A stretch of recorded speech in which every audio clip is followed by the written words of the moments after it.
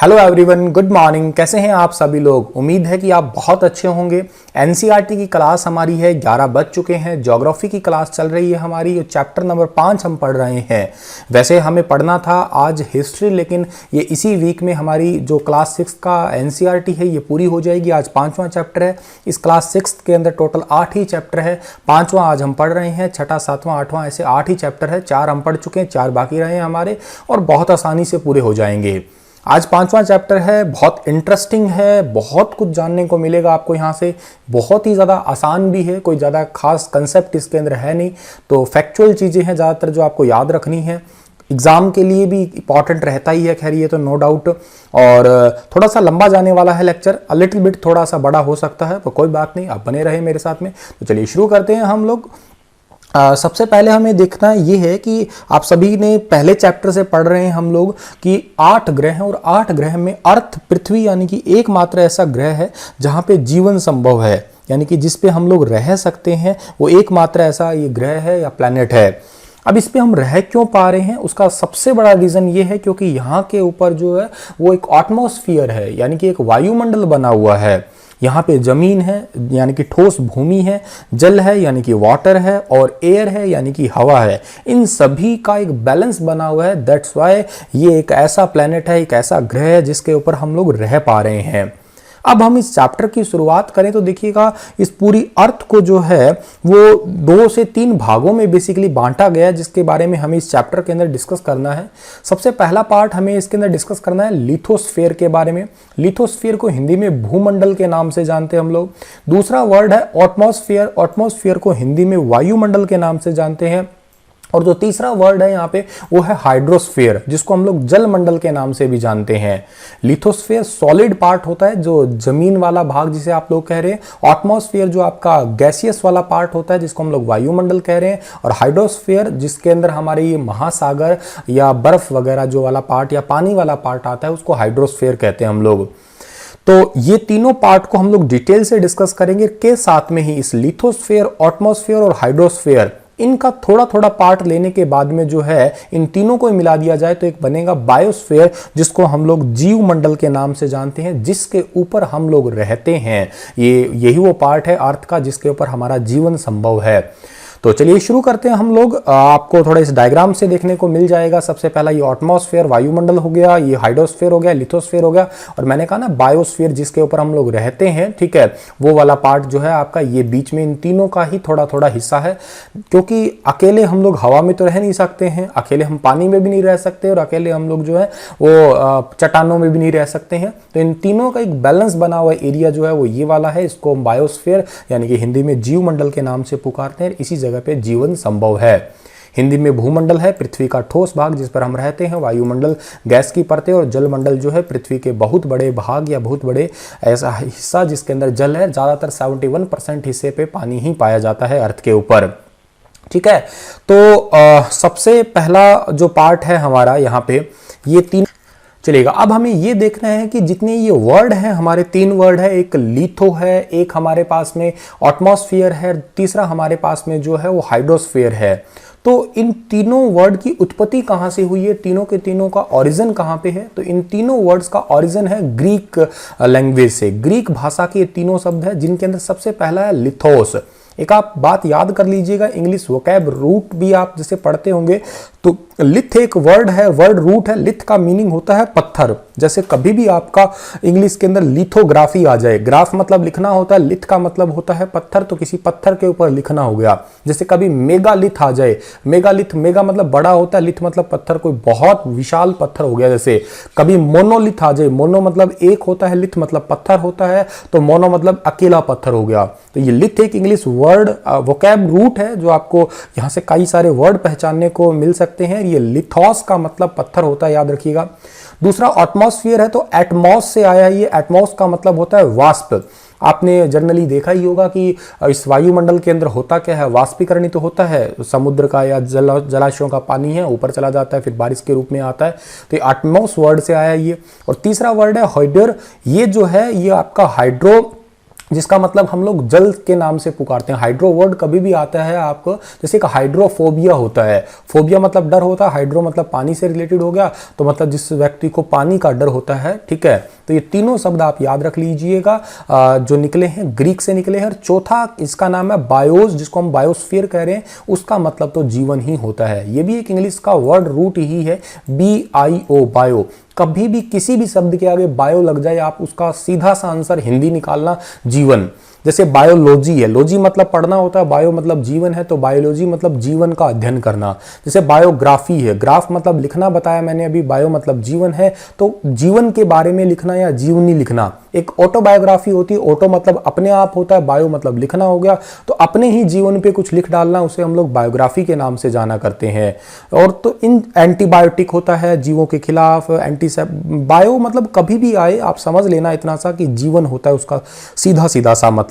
तो आपको ये रिवाइज करवा देता हूं दोबारा, ये लिथोस, एटमॉस, हेडर और बायोस ये सारे ग्रीक वर्ड है, और यहीं से ही हमारे ये शब्द निकल के आते हैं, ठीक है। अब हम इन सबको डिटेल से पढ़ते हैं। सबसे पहला है हमारे पास में लिथो, यानी कि भूमंडल वाला पार्ट है, ठीक है। सबसे पहला वाला पार्ट जो हमारे पास में है वो लिथोस्फेयर वाला पार्ट है, यानी कि भूमंडल वाला पार्ट है। अब पृथ्वी का वो ठोस भाग जो सॉलिड पार्ट होता है, जिसके ऊपर हम लोग रह पा रहे हैं, उसी को ही हम लोग जो है वो लिथोस्फीयर कहते हैं या भूमंडल के नाम से जानते हैं। और ये बेसिकली क्या होता है कि ये जो हमारी अर्थ है, अर्थ की जो पहली लेयर है, अर्थ की 3 लेयर है। आगे के चैप्टर जैसे जैसे क्लासें बढ़ती रहेंगी वैसे वैसे डिटेल जाता रहेगा। 6th क्लास के अकॉर्डिंग जिस लेवल की बात हो रही है, तो यहाँ पे सबसे पहला जो हमारे पास में लेयर होती है अर्थ की, उसको हम लोग ना भूप्रपट्टी के नाम से पुकारते हैं। और दूसरी जो लेयर है उसको हम लोग कहते हैं क्रस्ट के, मेंटल के नाम से जानते हैं। तीसरी जो होती है हमारी, उसको कोर के नाम से जानते हैं। तो पहली भूप्रपट्टी जिसको हम लोग अर्थ क्रस्ट कहते हैं, दूसरी हमारी मेंटल होती है, और तीसरी का नाम कोर होता है। इनके बारे में तो आगे पढ़ ही लेंगे, लेकिन फिलहाल मैं आपको जो समझाने चाह रहा हूं, जो पहली लेयर है इसका नाम क्रस्ट या भूप्रपट्टी है, इसके ऊपर हल्की पतली मिट्टी की परत होती है, और जिसके अंदर कुछ खास आपके न्यूट्रिशंस होते हैं, पोषक तत्व होते हैं, उसी को ही हम लोग भूमंडल यानी कि लिथोस्फेयर का नाम जानते हैं। तो आपसे पूछा जाए कि चट्टानें जो है वो कौन सी लेयर पे पाई जाती है, तो लिथोस्फेयर पे ही पाई जाती है। मिट्टी किस पे पाई जाती है, लिथोस्फेयर पे पाई जाती है। न्यूट्रिशंस वगैरह कहाँ पाए जाते हैं, लिथोस्फेयर पे ही पाए जाते हैं। सॉलिड पार्ट कौन सा होता है, उसका नाम ही भूमंडल है या लिथोस्फेयर है, याद रखिएगा। अब पूरी अर्थ को भी वैसे 2 पार्ट में बांट दिया गया है इसी लिथोस्फेयर के होते ही, ठीक है। एक पार्ट वो है जिसके ऊपर बहुत ज्यादा पानी है, और एक पे है जमीन वाला पार्ट, ये ठीक है। 2 ही मेजर पार्ट है अर्थ के ऊपर, जिसके ऊपर पानी है, तो और दूसरा पार्ट जो है हमारा जिसके ऊपर जमीन है। अब सबसे पहली बात यहाँ पे ये भी है कि जितने भी पहाड़ हैं, जैसे मैंने अभी कहा कि चट्टानें वगैरह इस पे पाई जाती है भूमंडल पे, तो इन पहाड़ों की ऊंचाई वगैरह जो मापी जाती है, एक लेवल देखा जाए ना अर्थ का, वैसे तो अर्थ आप देख रहे हो कहीं ऊंची है कहीं नीची है, लेकिन एक लेवल तो होता ही है। तो अर्थ का लेवल कभी भी या किसी भी चीज का लेवल निकालते हैं तो समुद्र जल से ही निकाला जाता है, समुद्र तल से। आपको मैं थोड़ा सी चीज याद करवाता हूं। आप कभी किसी जगह जाते हैं, रेल से अगर हम जाते हैं, तो किसी रेलवे स्टेशन पे उतर के देखना, जैसे फॉर एग्जांपल आप हिसार रेलवे स्टेशन पे हैं या अहमदाबाद रेलवे स्टेशन पे हैं, तो अहमदाबाद जंक्शन के नीचे ये लिखा होगा कि समुद्र तल से ऊंचाई फला फला मीटर, ऐसा कुछ लिखा होगा। और जिस भी रेलवे स्टेशन पे चले जाना, येलो कलर का बोर्ड होगा, उसके नीचे समुद्र तल से ऊंचाई इस तरीके से कुछ लिखा होता है। हमेशा समुद्र तल से ही ऊंचाई निकाली जाती है, क्योंकि इस सी का जो लेवल है उसको 0 माना जाता है, और उसके ऊपर जो होता है, मतलब जितने भी ऊंचे होते हैं नीचे होते हैं, उनको उसे काउंट कर लेते हैं हम लोग। जैसे अगर बात करूं मैं, अर्थ के ऊपर सबसे ऊंचा जो पॉइंट है वो माउंट एवरेस्ट है, जिसकी ऊंचाई कितनी है भाई, 8848 दे रखी है हमारी एनसीईआरटी ने। 8848 दे रखी है, लेकिन आपको सभी को पता है ये +2 मीटर इसके अंदर हो चुका है, ठीक है। तो प्रेजेंट के अंदर अगर दोनों ऑप्शन हो तो आपको 50 लगाना है, 8850, लेकिन अगर 50 वाला ऑप्शन नहीं है तो आप 48 को चूज कर सकते हैं। माउंट एवरेस्ट, जिसको सागर माथा भी कहते हैं, चोगलुगमा भी कहते हैं, और ये पर्वत का माथा है कह दीजिएगा इसे। तो और सबसे ऊंचा जो है पहाड़ है दुनिया भर में जमीन पे। ब्रह्मांड की बात नहीं कर रहा मैं, आप कमेंट में लिखिएगा। मैंने आपको सौरमंडल वाले चैप्टर में ब्रह्मांड का सबसे ऊंचा पर्वत बताया था। आप मंगल ग्रह पे हैं, मैं आपको हिंट दे चुका हूं, तो आप उसका नाम बता दीजिएगा क्या है कमेंट सेक्शन में। अब सबसे ऊंचा पॉइंट तो हो गया कौन सा, माउंट एवरेस्ट हो गया। ऐसे सबसे नीचा जो पॉइंट है ये तो स्थल भूमि का सबसे ऊंचा हो गया। जल भूमि का सबसे नीचे की एक खाई है जिसको हम लोग मैरियाना ट्रंच या मैरियाना गर्त के नाम से जो है वो पुकारा करते हैं, ठीक है। और जिसकी गहराई तो आप सभी को पता ही है 11,022 मीटर है, 11,022 मीटर जो है उसकी जो है वो गहराई है। तो आपको ना इन दोनों चीजों को बेसिकली इस तरीके से समझना है, ठीक है, कि एक जो है वो सबसे ऊंचा पॉइंट हुआ और एक जो है हमारा वो सबसे नीचा पॉइंट हुआ। तो ऐसे आप समुद्र का सी लेवल बना लीजिएगा, ये हुआ सी लेवल। इस सी लेवल को चलते चलते यहां पे ये आ गया माउंट एवरेस्ट, ठीक है। और इसी सी लेवल से ही आपकी ये जो आ गई ये मैरियाना गर्त आ गई है इस तरीके से। इसकी ऊंचाई जो आपने बताई है कितनी, 8,848 या +2 करके 50, और ये जो है वो 11,022 मीटर है प्रशांत महासागर में जो है, इसे हम पढ़ ही लेंगे। तो इस तरीके से सी लेवल को 0 माना जाता है। इससे ऊपर जितने भी चीजें होती है उनको हम लोग ऊपर या नीचे इस तरीके से काउंट किया करते हैं। तो ये बात इंपॉर्टेंट है जिसे आप लोगों को याद रखनी है। आगे हम लोग बढ़ते हैं तो एक यहां पे बहुत इंपॉर्टेंट है या स्टैटिक जीके का यूं कहिएगा पार्ट है। न्यूजीलैंड के एक व्यक्ति हैं जिनका नाम है एडमंड हिलेरी, ठीक है। आप ये याद करिएगा, पहला नाम क्या बोला मैंने, न्यूजीलैंड के व्यक्ति जिनका नाम है एडमंड हिलेरी। ये एडमंड हिलेरी पहले व्यक्ति है ये, और भारत के तेंजिंग नार्गे शेरपा, ये दोनों 29 मई 1953 को पृथ्वी के सबसे ऊंचे शिखर माउंट एवरेस्ट पर चढ़ने वाले पहले व्यक्ति थे। तो आपको याद रखना है, भारत के जो व्यक्ति गए थे इनका नाम है शेरपा, आप शॉर्ट में याद कर लीजिएगा, याद रहेगा, तेंजिंग शेरपा याद कर लीजिएगा। और न्यूजीलैंड के एडमंड हिलेरी। आपसे पूछा जाए कि पहली बार दुनिया के अंदर जो है वो माउंट एवरेस्ट पे चढ़ने वाले व्यक्तियों के नाम, तो न्यूजीलैंड की तरफ से थे एडमंड हिलेरी, और भारत की तरफ से जो थे इनका नाम है तेंजिन शेरपा। दोनों की तारीख 29 मई 1953 है। अच्छा, इसी में एक इंपॉर्टेंट और है, जापान की जुंको तबोई जो है ये दुनिया की पहली महिला ऐसी थी जिसने 16 मई 1975 को माउंट एवरेस्ट पर कदम रखा। तो अगर पहली महिला आपसे पूछी जाए जिनका नाम है जुंको तबाई। अच्छा, इंडिया की तरफ से जिनका नाम है बचेंद्री पाल, जो कि 23 मई 1984 को माउंट एवरेस्ट पे उन्होंने कदम रखा है। मैं फिर से रिपीट करवा देता हूं, यहां से क्वेश्चन आते ही आते हैं, आप सभी को भी पता है, ठीक है, क्या कि न्यूजीलैंड के एडमंड हिलेरी है और भारत के जो है वो तेंजिंग शेरपा है। ये दोनों 29 मई 1953 को चढ़े हैं माउंट एवरेस्ट पे, और जापान की जुंको तबाई जो है दुनिया की पहली महिला है जो 16 मई 1975 को चढ़ी है, और इंडिया की बचेंद्री पाल जो 23 मई 1984 को माउंट एवरेस्ट पे कदम रखा है। एक बात आप यहां पे गौर फरमा रहे होंगे कि ये सभी के सभी मई महीने में आपको दिख रहा है। वो जो है न्यूजीलैंड के एडमंड हिलेरी हुए या शेरपा हुए, ये भी 29 मई को। अच्छा, जापान की जुंको तबई है, ये भी 16 मई को गई है। अच्छा, बचेंद्री पाल भी मई को गई है। तो मेरा एक आपसे छोटा सा सवाल है, फिलहाल भी मई ही चल रहा है, ये सारे के सारे मई के अंदर ही क्यों गए हैं? क्या इसके पीछे कोई रीजन है क्या? आपको अगर पता है तो ठीक है, नहीं भी पता तो आप इसके बारे में पता लगाइएगा और कमेंट सेक्शन में मुझे लिख के बताइएगा, समझाइएगा भी। चलिएगा आगे बढ़ते हैं हम लोग। तो अगला इंपॉर्टेंट पॉइंट है इन्हीं के से हमारा स्थल भूमि से ही रिलेटेड या इस लिथोस्फीयर से ही, जिसपे कॉन्टिनेंट्स पढ़ते हैं, महाद्वीप पढ़ते हैं। टोटल 7 महाद्वीप है। जैसे मैंने कहा ना कि अर्थ को मेजर 2 पार्ट में बांट लिया, एक तो जमीन वाला पार्ट हो गया, एक पानी वाला। तो इस जमीन वाले पार्ट के ऊपर जो है वो टोटल 7 महाद्वीप है और 5 महासागर है। 7 महाद्वीपों में सबसे पहला नॉर्थ अमेरिका है, साउथ अमेरिका है, यूरोप है, एशिया है, अफ्रीका है, ऑस्ट्रेलिया और अंटार्कटिका है, ठीक है। आप इस एनसीईआरटी के डायग्राम से समझने का कोशिश कीजिएगा, ये बहुत कुछ सिखा के जाएगा आपको, ध्यान से समझिएगा। देखो 7 महाद्वीप है, 7 महाद्वीप के नाम आपको यहाँ पे दिख ही रहे होंगे। पहला आपको उत्तर अमेरिका है, दक्षिण अमेरिका है, इधर अफ्रीका है, ये यूरोप है, एशिया है, ऑस्ट्रेलिया है और अंटार्कटिका है। ये 7 महाद्वीप है। अंटार्कटिका के बाद ये ऑस्ट्रेलिया जो है ये दुनिया का सबसे छोटा महाद्वीप है, ये अकेला खुद ही एक देश ही है बस, ठीक है। अंटार्कटिका सबसे ठंडा है, यहाँ पे जीवन संभव है ही नहीं, यहाँ पे बस कुछ साइंटिस्ट ही जाते हैं, कुछ रिसर्च पर्पस के लिए ही जाते हैं, ठीक है। पेंगुइन वगैरह आपने कभी सुना होगा तो वो ज्यादातर यहीं पे ही पाई जाती है पेंगुइन, ठीक है।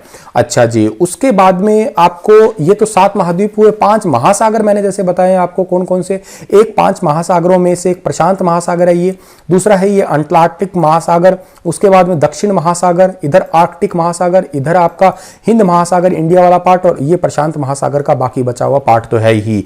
तो टोटल 5 महासागर है, 7 महाद्वीप है। अच्छा, इन 7 महाद्वीपों में भी कुछ पर्वत श्रृंखला है जो कि आपके लिए इंपॉर्टेंट है। जैसे उत्तर अमेरिका के अंदर रॉकी पर्वत सीरीज है, ये इंपॉर्टेंट है, ठीक है। और इधर आपकी एल्पेशियन पर्वत सीरीज है, ठीक है। दक्षिण अमेरिका के अंदर दुनिया की सबसे बड़ी नदी अमेजन नदी बहती है, और दक्षिण अमेरिका के अंदर दुनिया की सबसे लंबी पर्वतमाला जिसका नाम एडीज पर्वत है वो भी है इस तरीके से। अच्छा, यूरोप के अंदर आल्प्स पर्वत श्रेणी है, याद रखिएगा। अफ्रीका के अंदर एटलस है। अच्छा, अफ्रीका एकमात्र ऐसा महाद्वीप है जो आपको दिख रहा होगा जिसके अंदर तीनों रेखाएं गुजर रही है, कर्क रेखा और विषुवत रेखा और मकर रेखा, तीनों ही यहां से गुजर रही है, ठीक है। अच्छा, इंडिया के अंदर ये हिमालय पर्वत हो ही गया। और एशिया और यूरोप को अलग करने वाली एक पर्वत श्रेणी है जिसको हम लोग यूराल पर्वत के नाम से जानते हैं। यूरेशिया वाला हिस्सा भी होता है यही वाला। ऑस्ट्रेलिया के अंदर ग्रेट बैरियर रीफ है, ठीक है। और ये बाकी तो प्रशांत महासागर रह ही गया आपका। तो ये काफी इंपॉर्टेंट डायग्राम है, इसको आप लोग ना एक बार अपने तरीके से अपने आपके पास में अगर बुक है तो ठीक है, वरना मैं पीडीएफ शेयर करूंगा तो इसको एक बार ना गौर से शांत मन से इसको देखिएगा, आपको बहुत सारी चीजें याद हो जाएंगी। इवन मुझे तो पर्सनली बड़ा इंटरेस्टिंग लगता है जब ये मैप ग्लोब वगैरह देखता हूँ, तो मैं तो 2 मिनट के लिए निहारता हूँ कि अच्छा हम वाकई यहाँ रहते हैं भाई, हम यहाँ पे रह रहे हैं, हमसे कितने दूर है, कितने पास है। चलिए आगे बढ़ते हैं हम लोग। ये संसार के द्वीप तो मैंने आपको बता ही दिए सारे, ठीक है। अब एक एक के बारे में थोड़ी थोड़ी डिस्कस करते हैं हम लोग। सबसे पहले एशिया है, बिगेस्ट कॉन्टिनेंट है, सबसे बड़ा महाद्वीप यही है हमारे पास में, ठीक है। और सबसे ज्यादा लोग भी यहीं पे रहेंगे फिर, ठीक है। और इसके अंदर एक चाइना एक देश है ऐसा जिसके अंदर सबसे ज्यादा जनसंख्या है, नंबर 1 पे। दूसरे नंबर पे तो आप हैं ही, पीछे कहाँ रहने वाले हैं। पांडा जो है वो चाइना के अंदर ही रहते हैं जो कि बैम्बू वगैरह खाते हैं, ठीक है। और चाइना के अंदर एक ग्रेट वॉल ऑफ चाइना है जो कि आदमियों द्वारा बनाई गई एक सबसे बड़ा स्ट्रक्चर है, ठीक है। अगले बात करते हैं हम लोग एशिया के बाद में। जो आपका एशिया के बारे में तो बता ही दिया मैंने आपको, सबसे बड़ा महाद्वीप है, पृथ्वी के कुल क्षेत्रफल का 1/3 है, 1/3 पार्ट है, पूर्वी गोलार्ध में स्थित है, कर्क रेखा इस महाद्वीप से होकर गुजरती है। एशिया के पश्चिम में यूराल पर्वत है, इसे यूरोप और एशिया अलग करता है। इसको यूरोप और एशिया को हम लोग यूरेशिया के नाम से जानते हैं। मैंने हिंदी और इंग्लिश बायलैंग्वेज दोनों में बनाया है, ठीक है।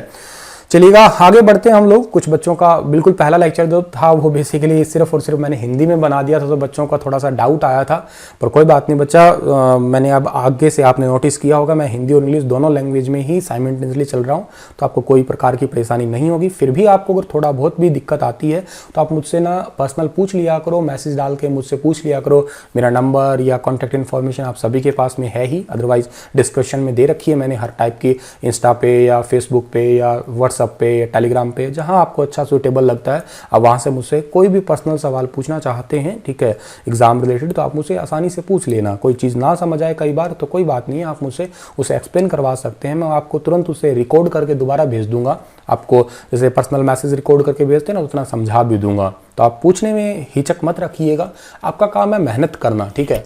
और मुझे बड़ा अच्छा लगता है कि आपका इतना प्यार देख के आप लोग मेहनत कर रहे हैं, ठीक है। कुछ बच्चे कहते हैं सर गुरुजी आप बहुत महान हो। बेटा देखो मैं महान नहीं हूँ, और मैं आप कह रहे हैं कि आप सर हमारे लिए इतना कर रहे हैं, आपका बहुत धन्यवाद। बिल्कुल मैं आपके लिए ही कर रहा हूँ, मेरा फर्ज है, बस मैं अपना फर्ज निभा रहा हूँ।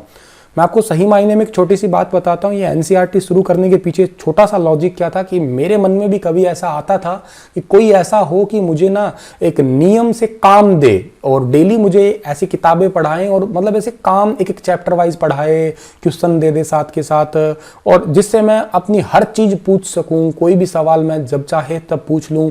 ऐसा मैंने हमेशा फील किया है। मैंने जो ठोकर खाई है मैं नहीं चाहता कि वही ठोकर तुम खाओ। मैंने उस चीज़ को कमी को महसूस किया था, तो हो सकता है आप में से भी कभी उस चीज़ को कभी फील किया हो। तो लाइक एज ए मेंटर मैं वो काम कर रहा हूँ, ठीक है। भगवान तो भगवान ही है, राधे रानी की कृपा है, बाकी तो ठीक है। कुछ छोटी मोटी गलतियां हो जाए बच्चा तो आपसे मैं हाथ जोड़ के माफ़ी मांग रहा हूँ, मुझे माफ़ कर देना अपना दोस्त समझ के, ठीक है। भाई लड़कियां भाई मत बोलते हैं ना बस, ठीक है। लड़कियों का बस गुरुजी हूँ, ठीक है। हाँ लड़के लोग आपका तो मैं भाई हूँ, ठीक है। तो आप मुझे अपना भाई समझ के माफ़ कर देना, तुम भाई अपना टीचर समझ के माफ़ कर देना लड़कियों, ठीक है। चलिएगा जोक्स पार्ट। अफ्रीका की बात करते हैं। अगला जो हमारा है वो Africa is a very hot continent because the equator runs through the middle of it, ठीक है। क्योंकि जो विषुवत रेखा है वो इसके बीचों बीच गुजरती है, इस वजह से ये बहुत गर्म है। शेर जो है अफ्रीका, देखिएगा लॉयन हमारे दुनिया के अंदर 2 ही जगह रहते हैं, ठीक है। एक तो रहते हैं अफ्रीका के अंदर और एक हमारे गुजरात के गिर फॉरेस्ट के अंदर। Most people in Africa have dark skin and hair, ओहो जमा जेड ब्लैक होते हैं, ये काले होंगे बेचारे ये। Egyptian pyramids are in Africa, ठीक है, ये क्वेश्चन एग्जाम में बहुत बार आता है कि इजिप्टियन पिरामिड कहाँ पे है, अफ्रीका के अंदर है। विश्व का दूसरा सबसे बड़ा महाद्वीप है विषुवत मकर और करक, अभी मैंने बताया आपको तीनों ही रेखा गुजरती है, और विषुवत रेखा गुजरने की वजह से ही क्या है कि ये सबसे ज्यादा गर्म है। बहुत बड़ा भाग उत्तरी गोलार्ध में ही है इसका। सबसे गर्म रेगिस्तान जिसको सहारा भी हम लोग बोलते हैं, ये वाला भी जो है वो अफ्रीका महाद्वीप में है, सबसे गर्म रेगिस्तान है ये, ठीक है। और सबसे जो विश्व की सबसे लंबी नदी है जिसको हम लोग नील नदी के नाम से पुकारते हैं, वो भी अफ्रीका की अंदर से ही बहती है। कमेंट में ये भी बताइएगा नील नदी की लंबाई कितनी है। और महाद्वीप के चारों तरफ समुद्र और महासागरों से ही घिरा हुआ है। ये अफ्रीका है, ठीक है, मैप इसका पूरा।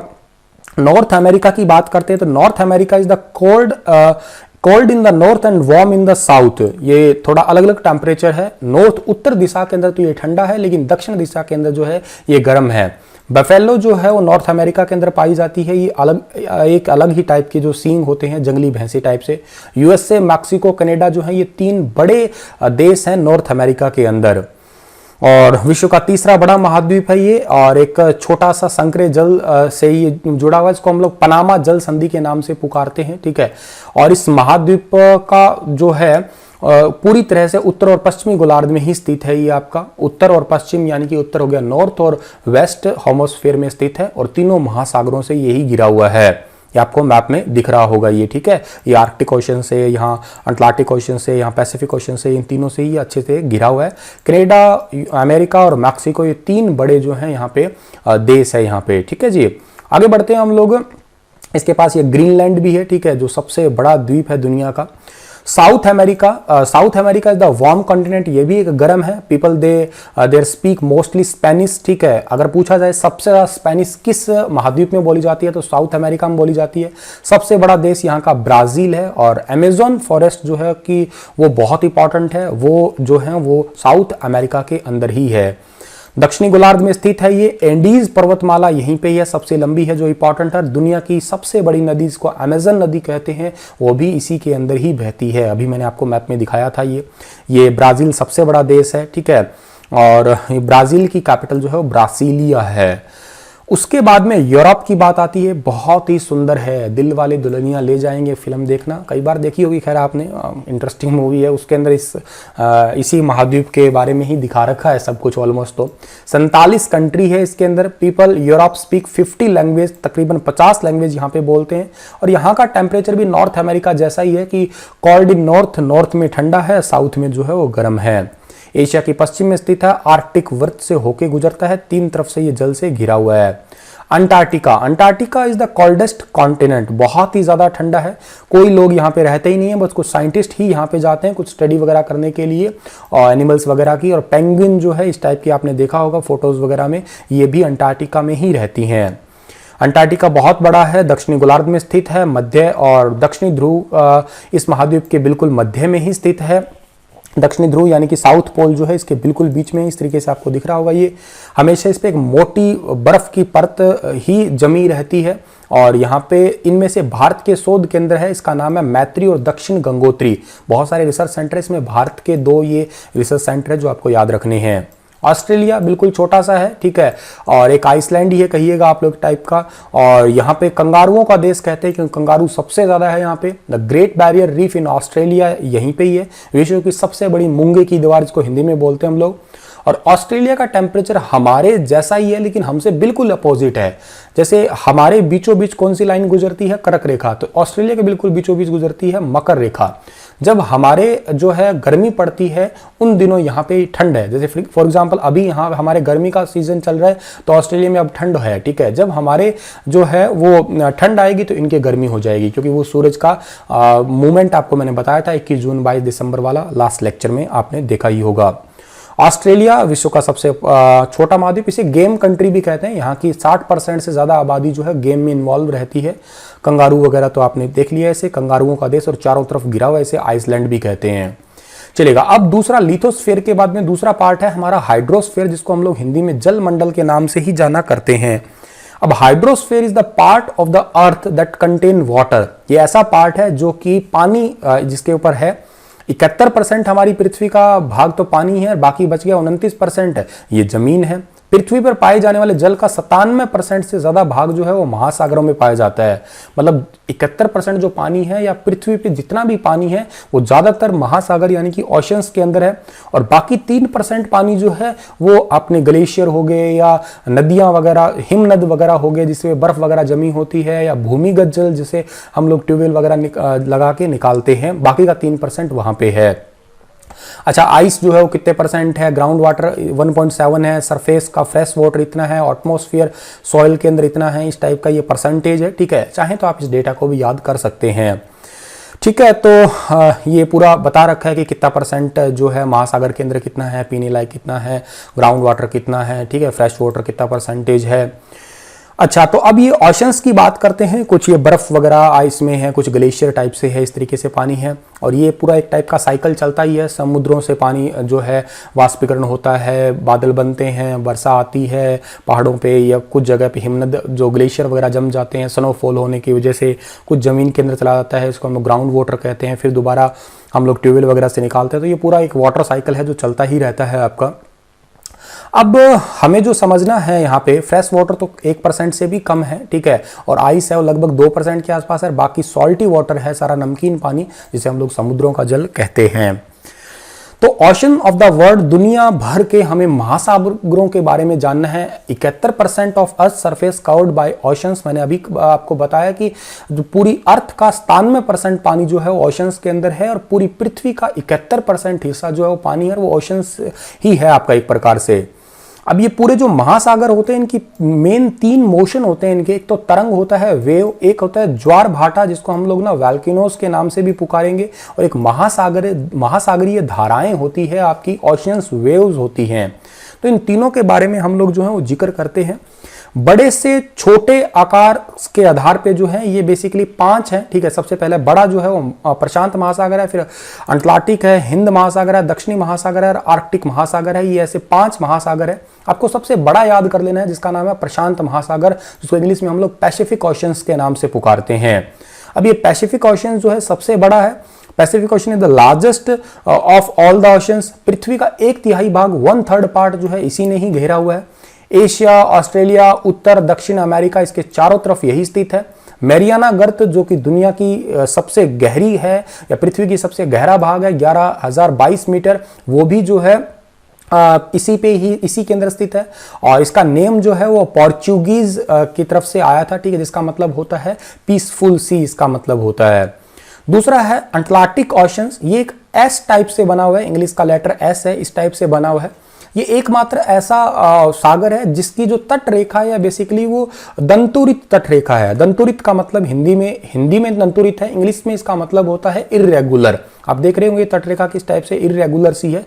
तो दंतुरित तट रेखा वाला आपसे पूछा जाए कौन सा महासागर है, अटलांटिक है, या इर्रेगुलर शेप वाला कौन सा है, अटलांटिक है। एस शेप में बना हुआ है ये।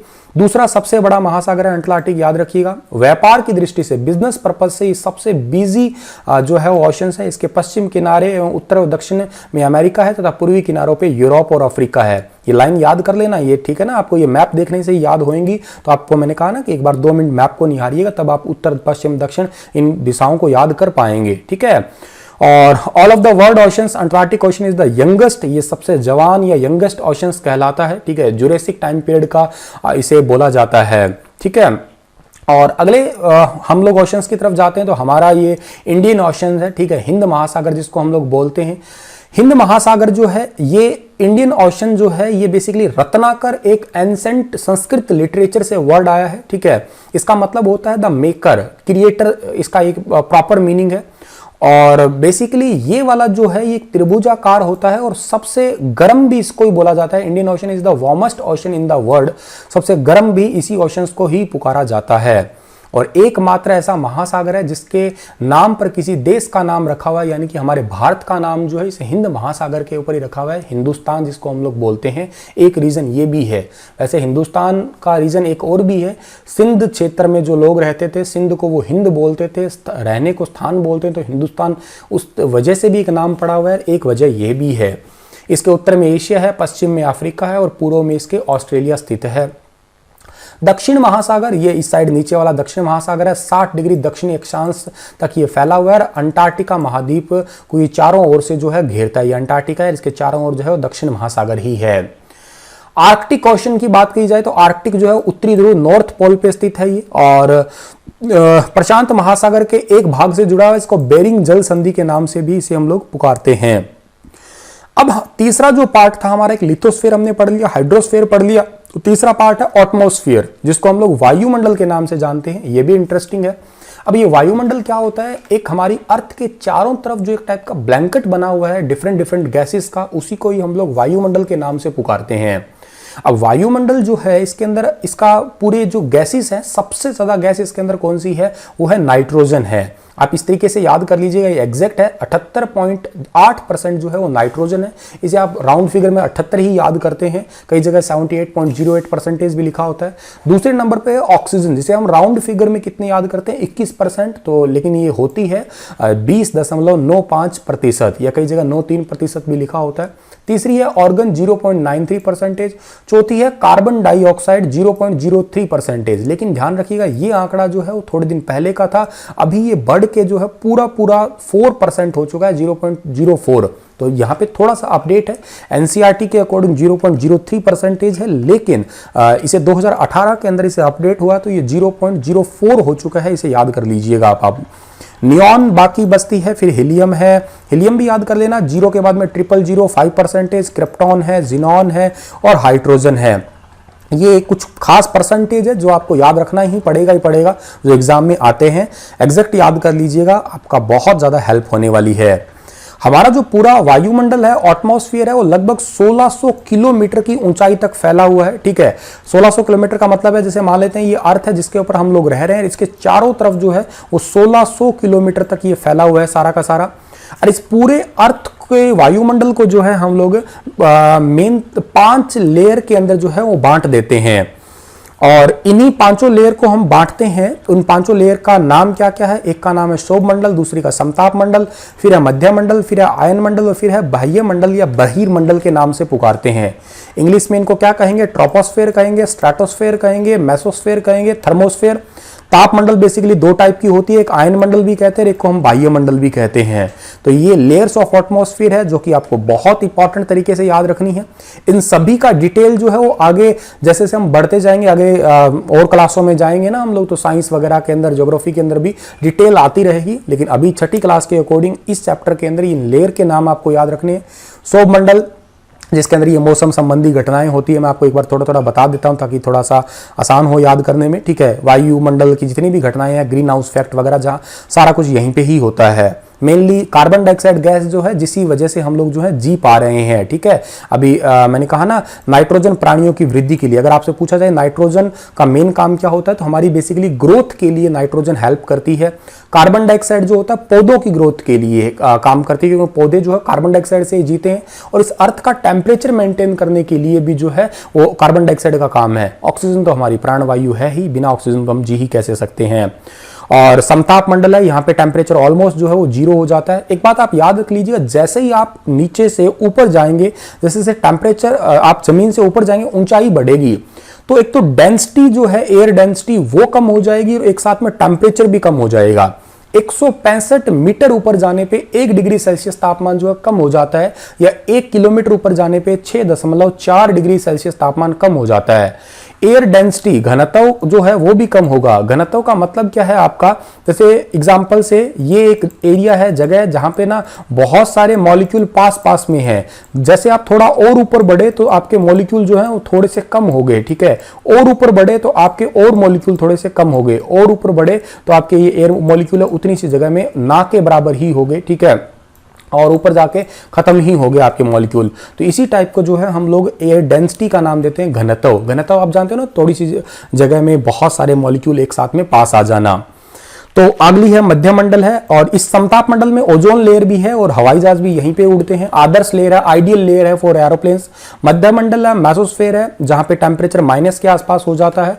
ये ध्यान रखिएगा, टेम्परेचर ऐसा नहीं कि ऊपर से नीचे जाते, मतलब एट द एंड भी कम होता है। ये केवल इन 2 लेयर तक ही कम होता है, उसके बाद में जो है यहाँ पे एक माइनस में आकर इसके बाद में दोबारा बढ़ने लग जाता है टेम्परेचर। ठीक है, तो इनका किलोमीटर भी ट्रोपोस्फेयर लगभग 6 से 20 किलोमीटर है, स्ट्रेटोस्फेयर 50 किलोमीटर के आसपास है, मेसोस्फेयर 85 किलोमीटर है, ये 690 किलोमीटर है, थर्मोस्फेयर एक्सोस्फेयर जो है वो 10,000 किलोमीटर या इससे भी ऊपर की है। सैटेलाइट वगैरह जो है वो आयन मंडल के अंदर ही काम करते हैं या रेडियो रेज भी वहीं पे ही काम करती है। कार्बन डाइऑक्साइड का क्या बताया मैंने आपको, छोड़ी गई उष्मा को अवशोषित करती है। ठीक है, मैंने अभी कहा कि पृथ्वी को गर्म रखने का काम यही है। सूरज जो भी अपने अंदर से हीट निकालता है उसको सोख लेता है कार्बन डाइऑक्साइड। अगर कार्बन डाइऑक्साइड ना होती तो हमारा जीवन संभव ही ना होता। जैसे मैंने आपको मरकरी प्लैनेट बताया होगा, मरकरी पे 0% कार्बन डाइऑक्साइड है, तो वहां पे इसी एक रीजन ये भी है कि जीवन संभव हो ही कैसे। लेकिन ये बहुत ज्यादा भी ठीक नहीं है, जैसे शुक्र ग्रह पे है बहुत ज्यादा है, 95% से भी अबोव है, तो वो बहुत ज्यादा गर्मी हो जाएगी। फिर घनत्व ऊपर की ओर जाने पे तेजी से घटता है। अभी मैंने कहा ना, डेंसिटी जैसे जैसे आप ऊपर जाते हैं तो वो कम होगी। ठीक है, जिसके कारण पर्वतारोही को सांस लेने में कठिनाई होती है। आपने देखा होगा कि जो माउंट एवरेस्ट वगैरह पे चढ़ते हैं वो वेंटिलेटर या ऑक्सीजन मास्क वगैरह साथ ही लेके चढ़ते हैं वो। ठीक है, जैसे जैसे हम ऊपर की ओर जाते हैं तापमान भी घटता है। मैंने आपको बता ही दिया, 165 मीटर ऊपर जाने पे जो है 1 डिग्री सेल्सियस तापमान कम हो जाता है। वायुमंडल पृथ्वी पर दाब डालता है, बाहर का बहुत सारी गैस। वायुमंडल पृथ्वी पर दाब कैसे डालता है, जैसे मान लेते हैं ये हमारी अर्थ है तो इसके चारों तरफ बहुत सारी गैसें बनी हुई है, तो ये कहीं ना कहीं प्रेशर तो डालेगी ना। अच्छा, एक बात ये याद रखिएगा, जब हमें अधिक दाब महसूस होता है कहीं हमें बहुत कम होता है। जैसे मैं एग्जांपल लेता हूं इस बात का आपके आगे कि मान लेते हैं कि आप यहां पे ये कोई एरिया है आपका राजस्थान का एरिया है, यहां पे हमारा है हरियाणा। अब कुछ वायुमंडलीय प्रेशर देखा जाए, एटमॉस्फेरिक प्रेशर देखा जाए तो राजस्थान में हो सकता है ज्यादा हो, हरियाणा में थोड़ा कम हो, या हरियाणा में ज्यादा हो, यहां पे थोड़ा कम हो। अलग अलग जगह पे अलग अलग टाइप का एटमॉस्फेरिक प्रेशर वायुमंडलीय दाब होता है। लेकिन एक बहुत बहुत इंपॉर्टेंट पॉइंट है जो एग्जाम में मैंने बहुत बार देखा है, इसे हमेशा जो ये एटमॉस्फेरिक प्रेशर होता है ये उच्च दाब से निम्न दाब, हमारी जो हवा होती है ना, ये हाई प्रेशर से लो प्रेशर की ओर बहती है। आप यूं याद कर लो, पानी हमेशा ऊंचे से नीचे ही जाता है, तो हवा भी क्या है, हाई प्रेशर से लो प्रेशर की तरफ ही जाती है। बहुत इंपॉर्टेंट है, मार्क कर लेना इसे।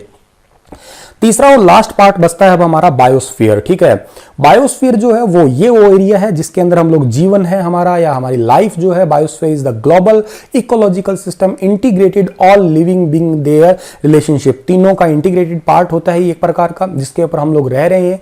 स्थल है, जल है, हवा है, जहां पे जंतु जगत भी है जिसको हम लोग एनिमल किंगडम बोलते हैं, पादप जगत है जिसको हम लोग प्लांट किंगडम बोलते हैं। ये सारे के सारे यहीं पे ही हैं। और इसी के अंदर जो है बेसिकली क्या है कि पृथ्वी के तीनों परिमंडल तीनों एक दूसरे से जुड़े हुए हैं। जैसे एग्जांपल से अगर खेती के लिए वनों को काटा जाए तो इससे ढलुआ भाग पर मिट्टी का कटाव भी बहुत तेजी से होने लग जाएगा। और एक बात मैंने अभी कही थी ना कि कार्बन डाइऑक्साइड जो है इससे जो है हमारे पृथ्वी पे टेम्परेचर जो है वो बना हुआ है या गर्मी बनी हुई है। अगर ये बहुत ज्यादा हो जाएगी तो इसे भूमंडलीय तापन हो जाएगा, यानी कि ग्लोबल वार्मिंग हो जाएगी। तो एक बात आप हमेशा याद रख के चलिएगा कि कोई भी चीज अगर होती है तो उसको बैलेंस में बनाना बहुत जरूरी है। विदाउट बैलेंस कुछ भी नहीं है। आप अपने जीवन में भी हर चीज को, टाइम को और को, सब चीज को बैलेंस बना के रखिएगा। और लिथोस्फेयर, एटमॉस्फेयर, हाइड्रोस्फेयर, ठीक है, इन तीनों के बैलेंस से ये बायोस्फीयर बना है। इसके ऊपर अगर कार्बन डाइऑक्साइड बैलेंस नहीं है तो ग्लोबल वार्मिंग होने का खतरा ज्यादा रहता है। तो चलिएगा, ये था पूरा चैप्टर। बहुत उम्मीद है कि आप लोगों को समझ आया होगा। मैंने बड़े धीरे धीरे से, आराम से, प्यार से समझाया था। हल्का फुल्का कोई डाउट रह भी जाता तो पूछ लीजिएगा या लेक्चर को दोबारा देख लीजिएगा। It's quiz time. अब थोड़ा सवालों को जानने की कोशिश करते हैं हम लोग। ठीक है, बहुत आसान है वैसे तो। कौन सा पर्वत श्रृंखला एशिया व यूरोप को अलग करता है? देखो, एशिया और यूरोप को अलग करने वाला यूराल पर्वत है। सी ऑप्शन सही है इस क्वेश्चन का हमारा।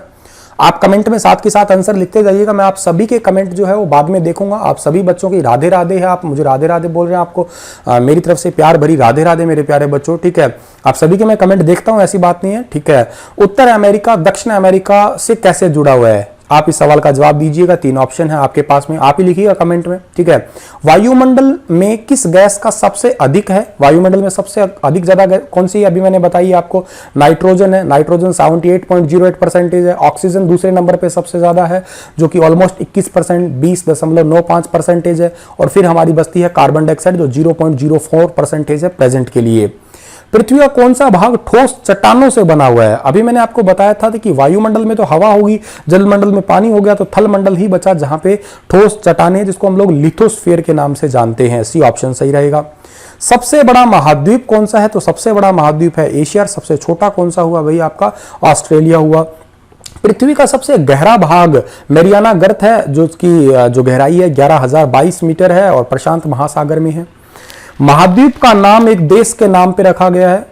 वैसे तो ये क्वेश्चन, इसका आंसर आता है तो ऑस्ट्रेलिया आ जाएगा कि ऑस्ट्रेलिया एक महाद्वीप है जिसका नाम एक देश के ऊपर ही है, वो खुद एक ऑस्ट्रेलिया या देश ही है।